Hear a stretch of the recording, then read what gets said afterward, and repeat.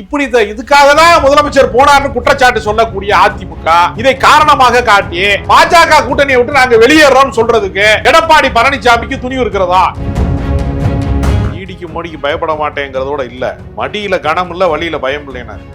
அதனால இவங்களா கட்டுக்கதையை உருவாக்கி அவர் 1000 கோடிங்கிறான், ஒருத்தன் 30,000 கோடிங்கிறான், ஒருத்தன் 3 லட்சம் கோடிங்கிறான், வாய்க்கு வந்ததை பூரா சொல்லி குற்றச்சாட்டுக்களை இவர்களே உருவாக்கி இவங்களே உதயநிதி தான் அதுக்கு காரணம்.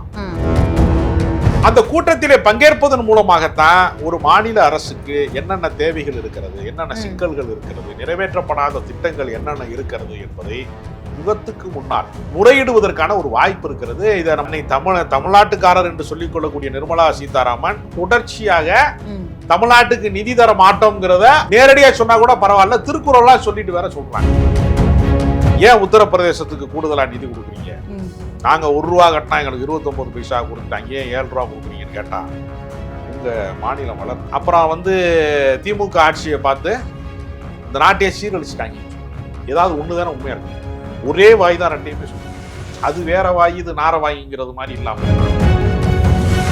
பாஜக யாராவது போய் பார்த்துட்டா அந்த வழக்கை முடிச்சு வச்சிருவாங்கன்னு சொன்னா பாஜக கட்ட பஞ்சாயத்து பண்ணுது, ஒன்றிய அரசாங்கம் அமலாக்கத்துறையை தவறாக பயன்படுத்துகிறது என்று சொல்லக்கூடிய குற்றச்சாட்டு பாஜக நோக்கிய குற்றச்சாட்டு. வளர்ச்சியை நோக்கி போவதற்கு என்னென்ன திட்டங்கள் வச்சிருக்கோம், என்னென்ன தேவைகள் இருக்கு, அதை பத்தி பேசுறதுக்காக தான் இந்த கூட்டமே நடக்குது.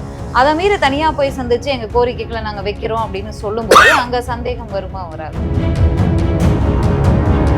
தனியாக பிரதமரை சந்தித்ததற்கு பின்பு தமிழ்நாட்டுக்கான எல்லா வெள்ள பேரிடர் நிதியிலிருந்து எல்லா நிதியும், கல்விக்கு ஒதுக்கப்பட வேண்டிய நிதியிலிருந்து, ரயில்வே துறையில் புறக்கணிக்கப்படுகிறது, தமிழ்நாடு எல்லாவற்றையுமே உடனடியா மோடி தீர்த்து வச்சிருவார்னு யாராவது உத்தரவாதம் கொடுக்க முடியுமா? Meenakshi Academy of Higher Education and Research. Admissions open. Apply online. Green Park Coaching Center. All India first rank. 720 out of 720. Number of students joined MBBS in 2024, 1951. Green Park Coaching Center. Periyar Maniammai Institute of Science and Technology, Thanjavur. The world needs you. அறுவை சிகிச்சையில் கத்தை என்பது வரலாறு, robotic surgery என்பது இன்றைய கூறு. தங்கம் புற்றுநோய் சிகிச்சை மையம், நாமக்கல் மற்றும் கான்பூர். கிங் டிவி நேயர்களுக்கு வணக்கம். நிகழ்ச்சியில் சிறப்பு விருந்தினராக அரசியல் விமர்சகர், மூத்த பத்திரிகையாளர் ராஜகம்பீரன் இணைந்திருக்கிறார். பேசலாம். வணக்கம் சார். வணக்கம். நிதி ஆயோக் கூட்டம் முதல்ல பல்வேறு விமர்சனங்களை பெற்றிருக்கிறது. என்ன அப்படின்னா, தமிழக முதலமைச்சர் கலந்து கொண்டது 3 முறை புறக்கணித்த தமிழக முதலமைச்சர் இந்த முறை ஏன் கலந்துகிட்டாரு? ரெய்டு நடக்கும்போது பிரதமரை போய் சந்திச்சிருக்காரு. பிரதமரை சந்திக்கிறதுக்கு பல்வேறு சந்தர்ப்ப சூழல்கள் இருந்தும் தேவைகள் இருந்தும் சந்திக்காத முதல்வர் இப்ப ஏன் சந்திச்சாருன்னு எல்லாம் இருக்கு. இதெல்லாம் நம்ம பின்னாடி பேசுவோம். முதல்ல இந்த நிதி ஆயோக் கூட்டம் எதற்காக நடத்தப்படுகிறது? இந்த முறை நடக்கக்கூடிய 9வது நிதி ஆயோக் கூட்டம் நினைக்கிறேன். இதுல என்னென்ன விஷயங்கள் முக்கியமா பேசப்பட இருக்கு அப்படிங்கறத பத்தி. நாட்டினுடைய வளர்ச்சி குறித்து 1950ஆம் ஆண்டு காலத்திலே பிரதமராக ஜவஹர்லால் நேரு இருந்த காலத்திலே 5 ஆண்டு திட்டம் என்று ஒன்றை உருவாக்கினார்கள். அதுதான் திட்ட கமிஷன். ஒவ்வொரு மாநிலத்திற்குமான சுகாதார குறியீடு என்ன, மாநிலத்திலே கல்வியினுடைய நிலைமை என்னவாக இருக்கிறது, அந்த நகர வளர்ச்சி என்னவாக இருக்கிறது, தொழில் வளர்ச்சி என்னவாக இருக்கிறது, அந்த மாநிலத்தினுடைய கட்டமைப்புகள் என்னவாக இருக்கிறது, சாலை மேம்பாடு என்னவாக இருக்கிறது, இதையெல்லாம் கணக்கிலே கொண்டு ரயில்வே பாதைகளால் இணைக்கப்பட்டிருக்கிறதா அதனுடைய எல்லைகள் எல்லாம், இது மாதிரி பல திட்டங்களை ஒரு நாட்டினுடைய வளர்ச்சிக்காக வேண்டி திட்ட கமிஷனை உருவாக்கி 5 ஆண்டு திட்டம் என்று ஒன்றை உருவாக்கி ஒவ்வொரு 5 ஆண்டுக்கும் என்ன ரிசல்ட், நம்ம போட்ட பிளான்ல இருந்து என்ன ரிசல்ட் என்ற ஒன்றை திட்ட கமிஷன் வழியாக ஜவஹர்லால் நேரு அவர்களால் இது அறிமுகப்படுத்தப்பட்டது. அது மன்மோகன் சிங் காலம் வரைக்கும் 2014 வரைக்குமே அந்த திட்ட கமிஷனுடைய செயல்பாட்டில் தான் அது இருக்கிறது. இவர் 2014 தான் இவர் வர்றாரு. யாரு? இந்த 56 இன்ச்சு மாவீரன் வர்றாரு.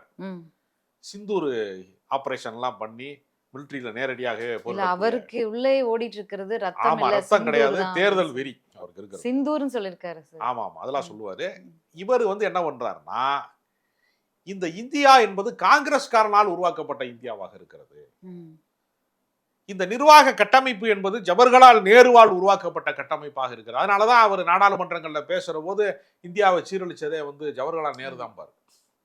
ஆனா அதுல என்னன்னா, இன்றைக்கு நாம் நாம் அனுபவித்துக் கொண்டிருக்கக்கூடிய இந்தியாவினுடைய பொது சொத்துக்களாக இருக்கக்கூடிய எல்லா பொதுத்துறை நிறுவனங்களையும் உருவாக்கியவர்கள் யார் அப்படின்னு கேட்டீங்கன்னா, ஜவஹர்லால் நேருவினுடைய கட்டமைப்புல இருந்து தான் தொடங்குகிறது. ஏன் அவரை எதிரியாக இவர்கள் பார்க்கிறார்கள் சொன்னா, அவங்க மதச்சார்பற்ற அரசியலுக்கான தொடக்கம் அவர் சோசலிச சிந்தனை உள்ளவர், முற்போக்கு சிந்தனை உள்ளவர், பகுத்தறிவு சிந்தனை உள்ளவர். இந்த நாட்டை மதவாத நாடாக மாற்றாமல் இருப்பதற்கு காரணமாக அமைந்தவர் தேசப்பிதா காந்தியடிகள் என்று சொன்னால், அதற்கு நிகராக நிர்வாக ரீதியாக இந்தியாவினுடைய முதல் பிரதமராக இருக்கக்கூடிய ஜவஹர்லால் நேரு உருவாக்கினாரு. இந்த வரலாற்று பெருமையை அளிக்கணுங்கிறதுக்காக திட்ட கமிஷன் கலைக்கப்படுகிறது. 2014 கலைக்கப்படும். அதுக்கு பின்னாடி இவர் கொண்டு வர்றாரு நிதி ஆயோக். எல்லாமே ஒண்ணுதான், பேரை மட்டும் மாத்தி விட்டுறது. எல்லாத்துக்குமே ஒரு பேரை மாத்துவார். மாத்திட்டு அதற்கு தலைவராக பிரதமர் இருப்பாரு. அதுக்கும் ஏற்கனவே திட்ட கமிஷன் அப்படிதான். இப்ப தலைவராக இருப்பாரு. அவங்க ஆட்களை பூராமே நியமிச்சுட்டு மாநிலங்களுடைய வளர்ச்சி குறித்து நாங்க தீர்மானிப்போம், இது மாநிலங்களை நோக்கிய வளர்ச்சிக்கான திட்டம் அப்படின்னு வழக்கம் போல பசப்பு வார்த்தைகள், சர்க்கரை தடவிய தேன் தடவிய வார்த்தைகளால அவர் வளர்ச்சி திட்டங்களை அவர் சொல்றாரு.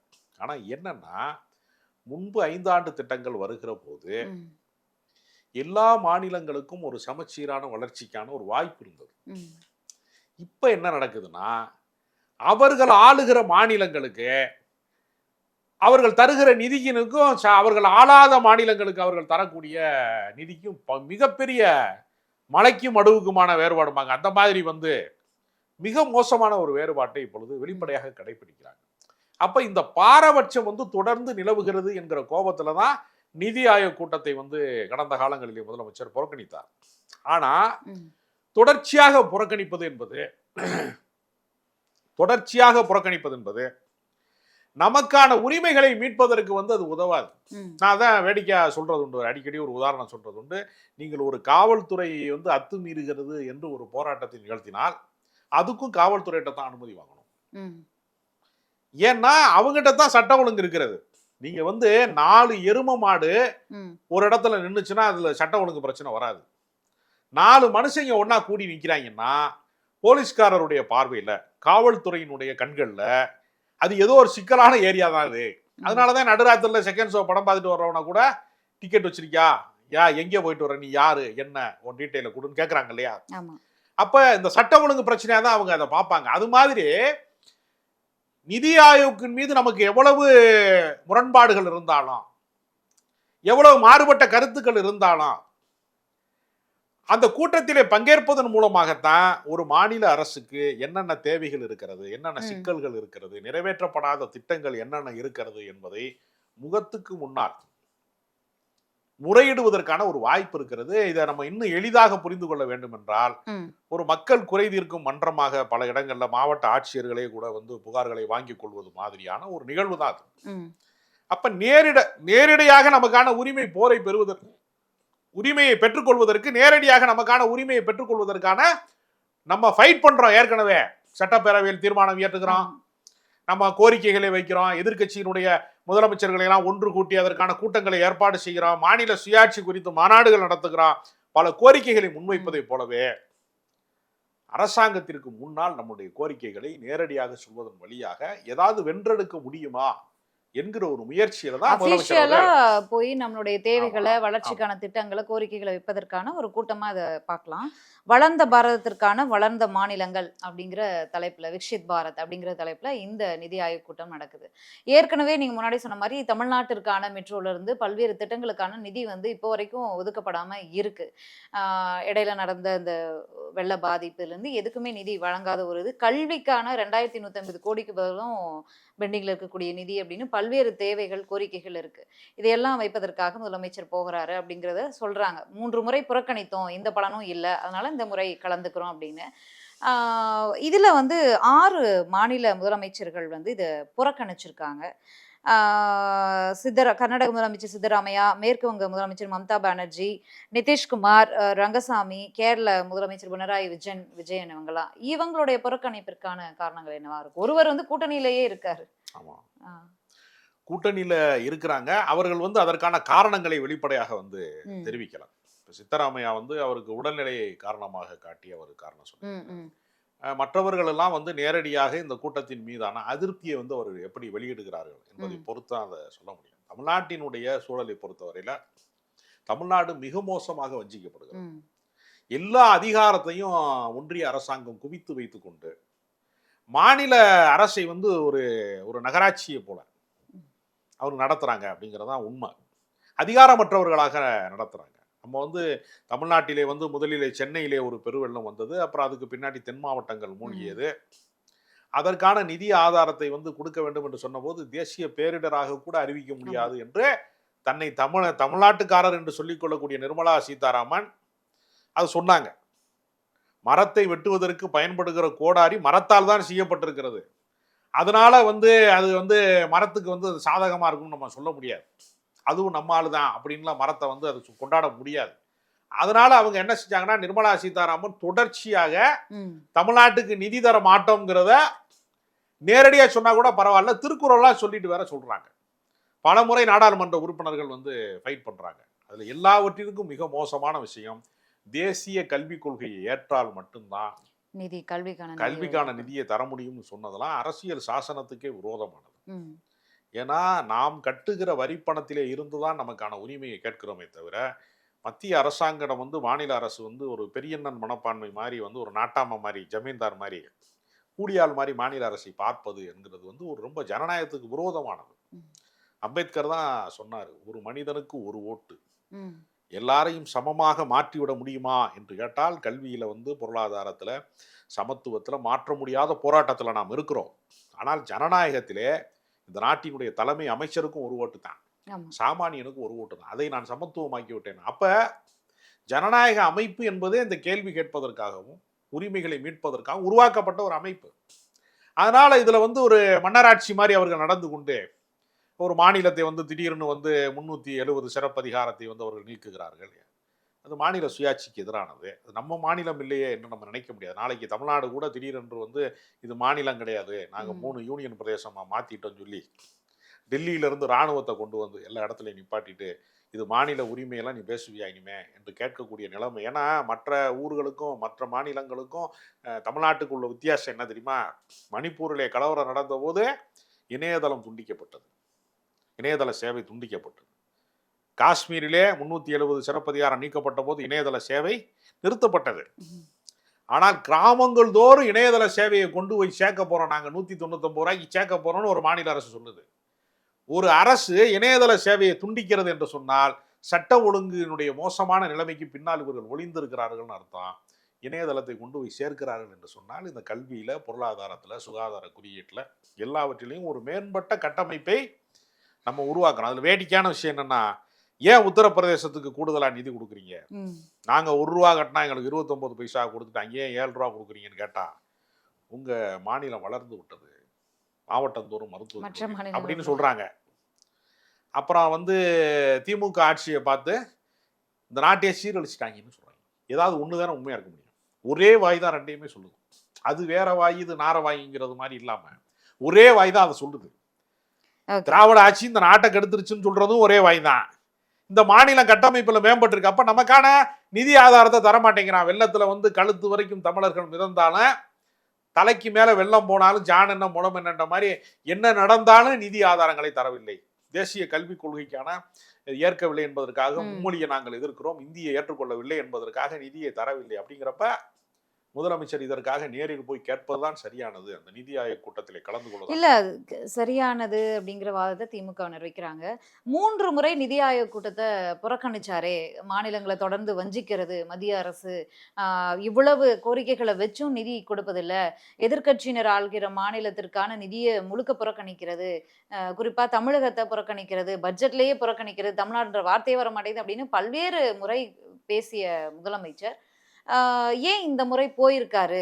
இன்னொன்னு, இந்த காஷ்மீர் பாகிஸ்தான் இந்தியா வார் நடந்துகிட்டு இருந்தப்போ கூட்டணி கட்சியினர் கூட அமைதியா இருக்காங்க, ஏன் தமிழ்நாடு பாஜகவே சும்மா இருந்தாங்க, ஆனா முதலமைச்சர் வந்து தேசிய கொடியை எடுத்துக்கிட்டு இராணுவத்திற்கு ஆதரவாக போறேன் அப்படின்னு சொல்லி அவர் பேரணி போறாரு. ஏன் இந்த கொடி தூக்க வேண்டிய அவசியம் எங்க இருந்து வந்துச்சு? பாஜகவோட இணக்கமாக போவதற்கு திமுக முயல்கிறது. பல்வேறு முறை பெரிய லென்த்தா பட்டியலை வாசிச்சிருக்காரு சீமான் அவர்கள். பல்வேறு முறை பிரதமரை சந்திக்கும் வாய்ப்பு இருந்தும் அந்த முறையெல்லாம் சந்திக்காத முதலமைச்சர் இப்போது சந்திக்க வேண்டிய அவசியம் என்ன? நிதி ஆயோக் கூட்டம் முடிஞ்சு மீண்டும் வந்து 4:30 மணிக்கு சந்திப்பதற்காக நேரம் கேட்கப்பட்டிருக்கிறது. முதலமைச்சர் சந்திக்கிறார் அப்படிங்கிற தகவலும் இருக்கு. அப்போ ரைடு வந்தா போய் முதலமைச்சரை சந்திக்கிறதா அப்படிங்கிற ஒரு கேள்வியும் கேட்டிருக்காரு. பிரதமரை போய் சந்தித்து விட்டால், தமிழ்நாட்டினுடைய முதலமைச்சர் பிரதமரை போய் சந்தித்து விட்டால் எல்லா வழக்குகளும் வாபசாகிவிடும் என்று இவர்கள் நம்புகிறார்களா என்று தெரியல. அதிமுக காலத்துல போடப்பட்ட வழக்குக்கே செந்தில் பாலாஜிக்கு திமுகவில் வந்து சேர்ந்த பின்னாடி 10 ஆண்டு காலம் கழித்து பழைய வழக்குகள் முடித்து வைக்கப்பட்ட வழக்கு மறுபடியும் தானாக முன் வந்து நீதிமன்றம் சூமோட்டா வழக்கு என்றெல்லாம் சொல்லி அந்த வழக்கின் வழியாக அவரை அமலாக்கத்துறையினுடைய அந்த பழைய எஃப்ஐஆரை வச்சு சிறையில் அனுப்புனாங்கிறது நமக்கு தெரியும். ஏறத்தாழ 1 ஆண்டுக்கு மேலாக சிறையில் இருந்தாருங்கிறது நமக்கு தெரியும். அப்போ வழக்கு வந்து முடித்து வைக்கப்படும் என்று இவர்கள் சொல்லுகிறார்கள் என்றால் அந்த குற்றச்சாட்டு திராவிட முன்னேற்ற கழகம் சார்ந்த குற்றச்சாட்டு அல்ல, பாஜக மீதான குற்றச்சாட்டு. பாஜக யாராவது போய் பார்த்துட்டா அந்த வழக்கை முடிச்சு வச்சிருவாங்கன்னு சொன்னா பாஜக கட்ட பஞ்சாயத்து பண்ணுது, சட்டத்துக்கு எதிராக நடந்து கொள்கிறது, பாஜக முறைகேடுகளை ஆதரிக்கிறது, ஒன்றிய அரசாங்கம் அமலாக்கத்துறையை தவறாக பயன்படுத்துகிறது என்று சொல்லக்கூடிய குற்றச்சாட்டு வந்து பாஜக நோக்கிய குற்றச்சாட்டு. இது ஒன்றும் ரகசிய சந்திப்பு கிடையாதே. அமித்ஷாவை பார்க்க போகிற போது நான் எங்கு போகிறேன் என்று யாருக்கும் சொல்ல மாட்டேன் என்று பூனை கண்களை மூடிக்கொண்டது போல எடப்பாடி பழனிசாமி யாருக்கும் தெரியாம போறேன்னு அவரா நினைச்சுக்கிட்டார். நம்ம எல்லாருக்குமே தெரிஞ்சிச்சு, ஊர்ல இருக்கிற எல்லாருக்குமே தெரிஞ்சிருக்கு இவர் அமித்ஷா பார்க்க போறாருன்னு. ஒரே ஒரு ஆளுக்கு தெரியல, அந்த ஆளு பேர் யாருன்னா எடப்பாடி பழனிசாமி. அந்த மாதிரியான கொடுமையெல்லாம் இவர் சொல்லலையே. மாநில உரிமை சார்ந்து, மாநிலத்தினுடைய நிதி ஆதாரம் சார்ந்து, மாநிலத்தினுடைய கட்டமைப்பு சார்ந்து, கல்வி நலன் சார்ந்து நாங்கள் எங்கள் உரிமைகளை கோருவதற்காக நாங்கள் நிதி ஆயோக் கூட்டத்திலே பங்கேற்கிறோம், பிரதமரை சந்திக்கிறோம். இதுல என்ன மறைமுக திட்டம் இருக்க முடியும்? கோரிக்கைகளை வைப்பதற்காக பிரதமரை சந்திக்க நேரம் கேட்டிருக்கோம். அப்படிங்கும்போது நிதி ஆயோக் கூட்டத்திலே மாநில வளர்ச்சிக்கு தேவையான கோரிக்கைகளை வைப்பதற்கும் நிதி பற்றாக்குறை தொடர்பான கோரிக்கைகளை வைப்பதற்கும் 2047 அந்த விக்ஷித் பாரத் அந்த வளர்ச்சியை நோக்கி போவதற்கு என்னென்ன திட்டங்கள் வச்சிருக்கோம், என்னென்ன தேவைகள் இருக்கு, அதை பத்தி பேசுறதுக்காக தான் இந்த கூட்டமே நடக்குது. அதை மீறி தனியா போய் சந்திச்சு எங்க கோரிக்கைகளை நாங்க வைக்கிறோம் அப்படின்னு சொல்லும்போது அங்க சந்தேகம் வருமா வராதா? தனியாக பிரதமரை சந்தித்ததற்கு பின்பு தமிழ்நாட்டுக்கான எல்லா வெள்ள பேரிடர் நிதியிலிருந்து எல்லா நிதியும், கல்விக்கு ஒதுக்கப்பட வேண்டிய நிதியிலிருந்து, ரயில்வே துறை புறக்கணிக்கப்படுகிறது, தமிழ்நாடு புறக்கணிக்கப்படுகிறது, எல்லாவற்றையுமே உடனடியா வந்து மோடி தீர்த்து வச்சிருவார்னு யாராவது உத்தரவாதம் கொடுக்க முடியுமா? பாஜக காரர்கள் உத்தரவாதம் கொடுக்க முடியுமா? குற்றச்சாட்டு சொல்லுகிற சீமான் உத்தரவாதம் கொடுக்க முடியுமா? இல்ல ஏன் போய் அவர் சந்திக்கிறார் என்று விமர்சிக்கிறவர்கள் யாராவது உத்தரவாதம் கொடுக்க முடியுமா? ஒண்ணுமே நடக்காதுங்கிறதா உண்மை. அவர்கள் பெரும்பாலும் என்ன செய்வாங்கன்னா, தேர்தல் வந்து மிக அருகிலே இருக்கிறது என்கிற காரணத்தினால ஏதாவது சில நேரம் வந்து என்ன செய்வாங்கன்னா, இந்த மெட்ரோ பணிகளுக்கெல்லாம் வந்து நிதி ஆதாரம் இல்லாமல் ரொம்ப பின்னடைவான ஒரு சூழல் வருகிற போது கடன் உதவி தான் அளிச்சாங்க. அப்ப மத்திய அரசாங்கம் தர வேண்டிய நிதி என்று வருகிற போது கடன் உதவி அளித்தார்கள். அது மாதிரி ஏதாவது ஒரு நிதி விடுவிக்கப்படுமா என்று சொன்னால் பரவாயில்ல. அப்படி பண்ணா கூட தமிழ்நாட்டினுடைய நலன் சார்ந்தது தானே. இவருடைய தனிப்பட்ட சந்திப்புனால ஏதாவது வழக்குக்கு பின்னடை வருகிறதா? அதெல்லாம் வாய்ப்பே இல்லை. வழக்காகத்தான் இருக்கிறது. அவர் சோனியா காந்தியை தான் சந்திக்கிறாரு. அவர் இரட்டை அதாவது பாஜகவோடு சரணடைய வேண்டும் என்று முதலமைச்சர் முடிவு செய்துதான் டெல்லிக்கு போகிறார் என்பது உண்மையானால் எதற்கு சோனியா காந்தியை பார்க்க வேண்டும்? ரெண்டு கட்சிக்கு ஓட்டு, ஒரு ஆளு 2 கட்சிக்கு ஓட்டு போட்டா ஜல்லாத ஓட்டுங்கிறது எல்லாருக்குமே தெரியும்ல. ஒரு அரசியல் கட்சி எப்படி 2 தலைவர்களை ஒரே நாள்ல சந்திக்கிறாங்க? அப்ப அவங்க இந்தியா கூட்டணியிலே இருக்கிறார்கள். எதற்கு பாஜக ஆளாத மாநிலங்களில் இருக்கக்கூடிய முதலமைச்சர்களை எல்லாம் ஒருங்கிணைத்து எதற்காக மாநில சுயாட்சி குறித்த ஒரு கோரிக்கைகளை தொடர்ந்து எதற்கு பேசி வருகிறாங்க? அப்ப கருத்து முரண்பாடு அப்படியே தான் இருக்கிறது. அதாவது இயற்கையில சொல்லுவாங்க, சிங்கத்துக்கென்று ஒரு காடு, மானுக்கென்று ஒரு காடுன்னு உலகத்துல கிடையாது. காட்டுல எங்கேயாவது இதெல்லாம் சிங்கம் வாழ்ற காடுங்க இந்த பக்கம், அந்த பக்கம் போனீங்கன்னா மான் வாழ்றாங்க, அப்பெல்லாம் கிடையவே கிடையாது. இரண்டுக்கும் ஒரே காடு தான். மான்கள் தப்பித்துக் கொள்வதற்கு, இயற்கை அதற்கு வேகமாக ஓடுவதற்கு கால்களை தந்திருக்கிறது. அதை பிடிச்சி சாப்பிட்றதுக்கான வெறியோட கூடிய ஒரு இதை வந்து வீரத்தை வந்து அதற்கு வந்து சிங்கத்துக்கு தந்திருக்கிறது.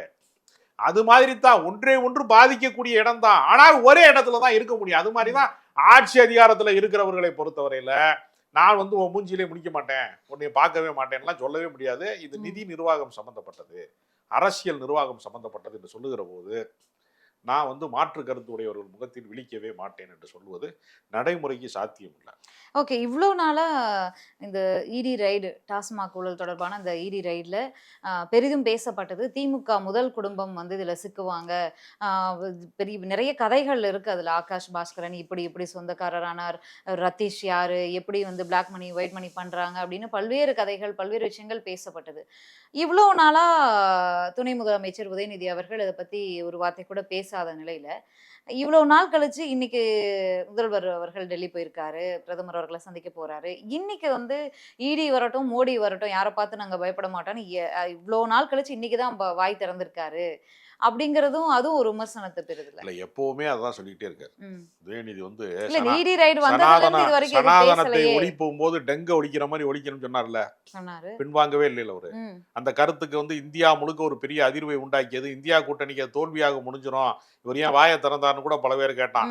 எல்லா இடத்துலயும் வழக்கு போட்டார்கள். கூட்டணி கட்சியினரே அந்த கருத்துக்கு வந்து மாற்று கருத்து எங்களுக்கு இருக்கிறதுன்னு கூட சொன்னாங்க. அப்ப அவர் மாற்றிக்கொள்ளவே இல்லை. அவர் சரியா, அவர் தனக்கு சரியென்று படுகிறதை பட்டன சொல்லக்கூடிய ஒரு இடத்துல தான் அவர் இருக்கார். உடைத்து பேசக்கூடிய இடம். இந்த முறை இன்னொரு வார்த்தையும் சொன்னாரு. ஈடிக்கு மோடிக்கு பயப்பட மாட்டேங்கிறதோட இல்ல, மடியில கணம் இல்ல வழியில பயம் இல்லைனாரு. அதனால இவங்களா கட்டுக்கதையை உருவாக்கி அவர் 1000 கோடிங்கிறான், ஒருத்தன் 30,000 கோடிங்கிறான், ஒருத்தன் 3 லட்சம் கோடிங்கிறான், வாய்க்கு வந்ததை பூரா சொல்லி குற்றச்சாட்டுக்களை இவர்களே உருவாக்கி இவங்களே உதயநிதி தான் அதுக்கு காரணம், அதுக்கு வந்து இவர் தான் காரணம், அவர் தான் காரணம்னு இவனா ஒரு ஸ்கிரீன் பிளே எழுதி எல்லாத்துக்கும் சொல்றான். ஆதாரம் வேணும்ல, கோர்ட்ல நிக்கணும்ல. நீ ஒரு வழக்கு போட்டா விசாகன் ஐஏஎஸ் வந்து நீங்க விசாரிக்கணும்னா அதுக்கு ஆதாரம் வேணும்ல. முறைகேடு நடந்ததற்கான ஆதாரத்தை வந்து நீங்க சமர்ப்பிக்காம ஆளாளுக்கு வந்து டிஜிட்டல் மீடியால ஊடகங்கள்ல வந்து உளறிக்கிட்டு திருறத பூராமே நீதிமன்றம் ஏற்றுக்கொள்ளாது. அதனாலதான் உதயநிதி தில்லா சொல்றாரு, வழக்கை நான் சந்திப்பேன். எதிர்க்கட்சி தலைவர் எடப்பாடி பழனிசாமி அவர்களுமே இந்த நிதி ஆயோக் கூட்டத்துல முதலமைச்சர் கலந்து கொள்வது பத்தி விமர்சிச்சிருந்தாரு. இன்னைக்கு ஜெயக்குமார் அவர்களுமே கேட்டிருக்காரு, 4 ஆண்டுகளாக எந்த நிதி ஆயோக் கூட்டத்திலையும் கலந்துக்கலையே முதலமைச்சர் மு க ஸ்டாலின், இன்னைக்கு மட்டும் எதுக்கு டெல்லி போறாரு, இடி ரைட்ல இருந்து தப்பிக்கிறதுக்காக தான் போறாரு அப்படிங்கிற ஒரு குற்றச்சாட்டை அவர் வச்சிருக்காரு. இடி ரைட்ல தப்பிக்கிறதுக்காக வேண்டி முதலமைச்சர் போறாருங்கிறத எடப்பாடி சொன்னாலும் ஜெயக்குமார் சொன்னாலும் பாஜக இவர்களுக்கு விசுவாசமாக இல்லை. கூட்டணியில பாஜக வந்து அதிமுகவுக்கு விசுவாசமா இல்ல. திமுகவினுடைய தலைவரை சந்திப்பதன் மூலமாக, தமிழ்நாடு முதலமைச்சரை சந்திப்பதன் மூலமாக பாஜக திமுகவுக்கு தான் சாதகமா இருக்குன்னு தானே ஜெயக்குமார் சொல்றாரு. அப்புறம் எதுக்கு நீ கூட்டணியில இருக்க, நான் சவால் விடுறேன். இப்படி இதுக்காக தான் முதலமைச்சர் போனார்னு குற்றச்சாட்டு சொல்லக்கூடிய அதிமுக இதை காரணமாக காட்டி பாஜக கூட்டணியை விட்டு நாங்க வெளியேறோம்னு சொல்றதுக்கு எடப்பாடி பழனிசாமிக்கு துணிவு இருக்கிறதா? அவர் துணிஞ்சு வெளியே வருவாரா? நான் சவால் விடுறேன். அவர் துணிஞ்சு வந்துட்டாருன்னா அவர் சொல்ற குற்றச்சாட்டு உண்மைன்னு அர்த்தம். பாஜக வந்து திமுகவுக்கு தான் சாதகமா இருக்கு, எங்களுக்கு இல்ல, நாங்க வந்து தேவையில்லாம பாஜகவை தூக்கி சுமக்கணும், வர சட்டமன்ற தேர்தலில் நாங்க பாஜகவை தூக்கி குப்பை தொட்டியில வீசுவோம், நாங்கள் ஒரு நாளும் தேர்தல் கூட்டணியில இருக்க மாட்டோம், ஏன்னா அவங்க திமுகவோட மறைமுக உறவுல இருக்கிறாங்க அப்படின்னு சொல்லி வெளியிருங்க பாப்போம். வெளியேறதுக்கு தைரியம் இருக்கா? அது ஒண்ணுதான் என்னோட கேள்வி. குற்றச்சாட்டை வச்சா அவங்களுக்கு ஒரு டாஸ்க் கொடுக்குறீங்க, என்ன நடக்குது அப்படிங்கறது பொறுத்து பார்க்கலாம். நன்றி, வணக்கம். Meenakshi Academy of Higher Education and Research. Admissions open. Apply online. Green Park Coaching Center. All India first rank. 720 out of 720. Number of students joined MBBS in 2024, 1951. Green Park Coaching Center. Periyar Maniammai Institute of Science and Technology, Thanjavur. The world needs you. அறுவை சிகிச்சையில் கத்தை என்பது வரலாறு, robotic surgery என்பது இன்றைய கூறு. தங்கம் புற்றுநோய் சிகிச்சை மையம், நாமக்கல் மற்றும் கான்பூர்.